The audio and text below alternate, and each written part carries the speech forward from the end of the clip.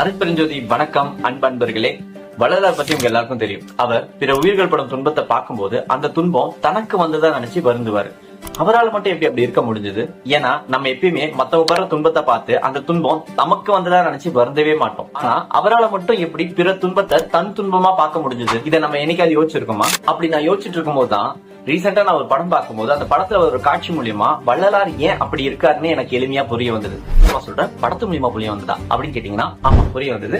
அந்த காணொலியை நான் உங்களுக்காக ஷேர் பண்ணி என்னோட புரிதலை உங்ககிட்ட பகிர்ந்துக்கலாம் தான் இந்த காணொலியை நான் ரெக்கார்ட் பண்ணிட்டு இருக்கேன். சரி வாங்க, அது என்ன படம் என்ன காட்சின்றதை பார்ப்போம். இப்ப ரீசெண்டா சிவகார்த்திகேயன் அவர் நடிச்சு வெளிவந்த மதராசி படத்துல தான் அந்த காட்சி இருக்கு. அந்த படத்துல சிவகார்த்திகேயனுக்கு டெலியூஷன் டிசார்டர் அப்படின்ற ஒரு மென்டல் இஷ்யூ இருக்கிற மாதிரியான ஒரு கதாபாத்திரம். அதாவது அவர் சின்ன வயசுல இருக்கும்போது அவர் கண் முன்னாடி அவர் குடும்பத்துல இருக்க எல்லாருமே ஒரு மிகப்பெரிய தீ விபத்துல இறந்துடுறாங்க. அது அவர் ரொம்பவே பாதிக்குது.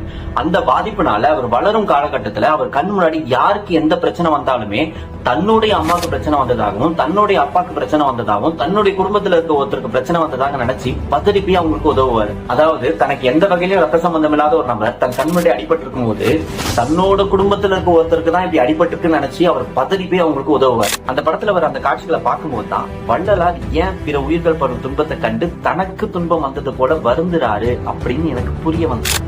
அந்த படத்துல சிவகார்த்திகேயன் எப்படி மத்தவங்களுக்கு பிரச்சனை வரும்போது தான் குடும்பத்துக்கு பிரச்சனை வந்ததாக நினைச்சு பதறி போய் உதவுறாரோ, அதே போல வள்ளலார் நம்ம எல்லாரையுமே ஒரு குடும்பமாக பார்க்கிறார். ஏன்னா வள்ளலார் சொல்வாரு, நாம் அனைவரும் ஓ தன்மையாகிய இயற்கை உண்மை ஏகதேசங்களாய் சர்வ சக்தி உள்ள கடவுளால் படைக்கப்பட்டவர்கள்.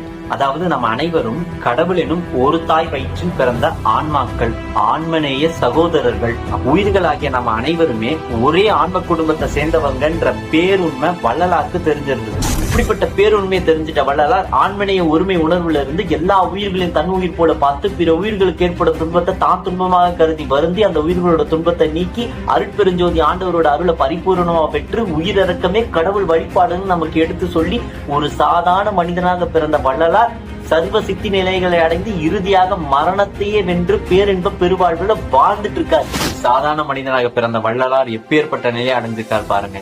அந்த நிலையை அடைஞ்சது மட்டும் இல்லாம அந்த பேருண்மையை நமக்கும் எடுத்து சொல்லியிருக்காரு. அந்த உண்மையை நம்மளும் புரிஞ்சுக்கிட்டு ஆன்மநேய ஒருமை உணர்வுல இருந்து பிற உயிர்கள் துன்பப்படும் போது தன்னுடைய சக ஆன்ம சகோதரர் துன்பப்படுகிறார் அப்படின்னு உணர்ந்து அந்த துன்பம் தன் துன்பமாக நினைச்சு வருந்தி நீங்க வேற இல்ல நான் வேற இல்ல நம்ம எல்லாரும் ஒண்ணுதான்ற ஒருமை உணர்வோட இருந்து நம்ம ஜீவகாரண்யம் பழகணும்னா அருட்பெருஞ்சோதி ஆண்டவரோட அருளோட நம்மளும் வள்ளலார் அடைந்த அசாத்திய நிலையான கடவுள் நிலையை அடைவோம்.